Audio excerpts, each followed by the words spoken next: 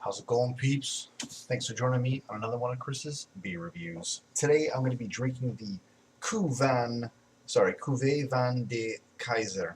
It's the Gouden Carolus. I believe that is somewhat as to how it's pronounced.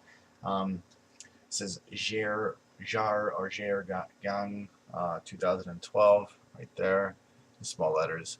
If you want to know how to figure that out, that's JAAR Gang.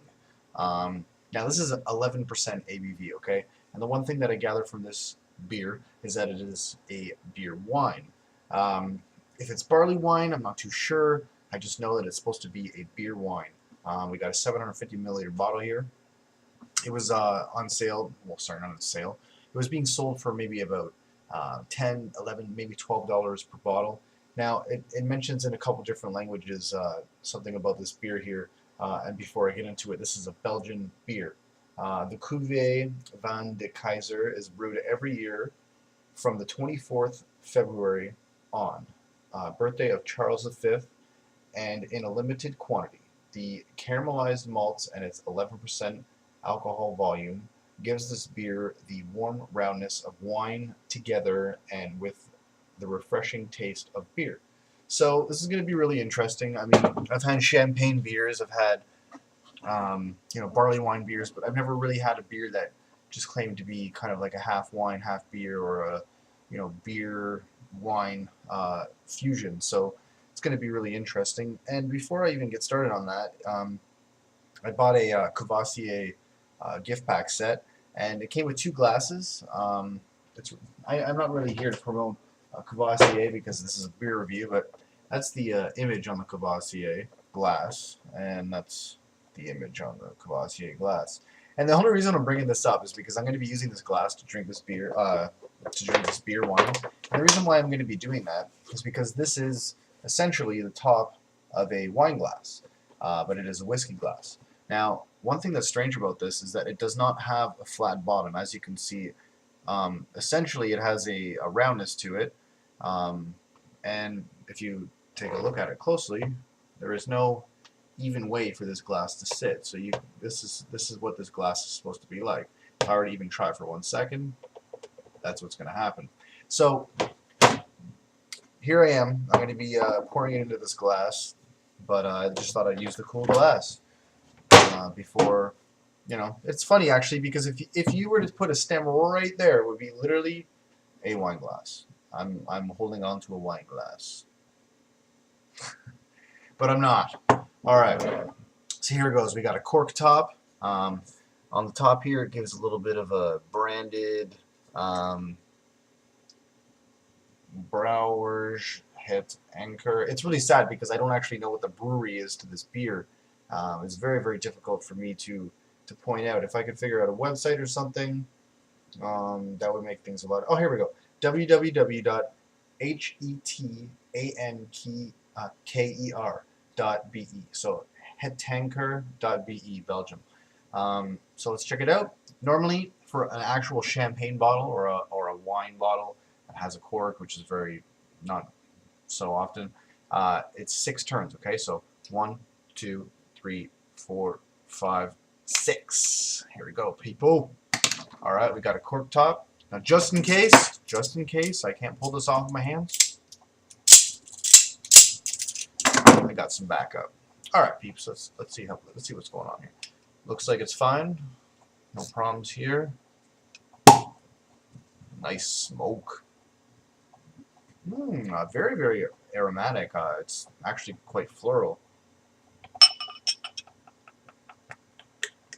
Oh, that's very, very interesting.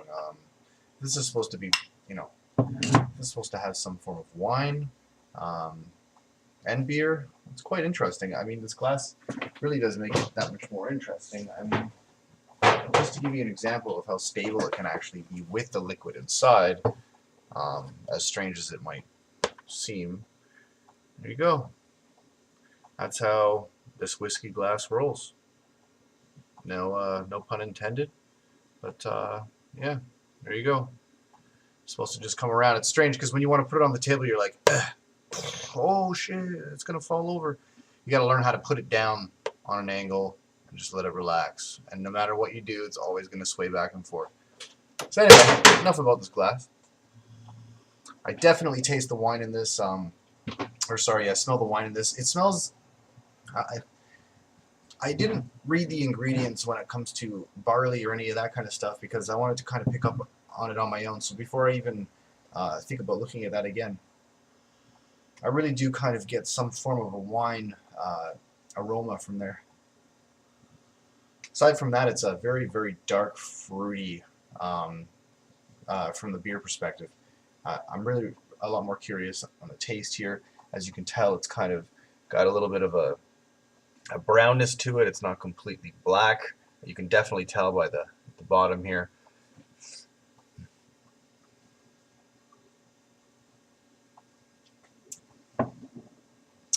Oh wow, that's oh, very, very good. Let me tell you right now, it brought up caramelized in the description, and I want to tell you that probably my favorite part about this is that it is caramelized very, very well. I mean, you almost pick up on kind of like a sweet sugar cane, beyond brown sugar. I want to say sugar cane taste. Wow, that is a real treat. I mean, that being said, you're not going to taste as much of an alcohol content that you would expect from this beer. The body is just perfect. I mean, it's not too watery. It's not too thick. You really, really, oh my gosh, you get a sugar cane effect at the beginning, and then later on, when you keep talking and you keep going throughout your business, you really start to pick up on kind of like a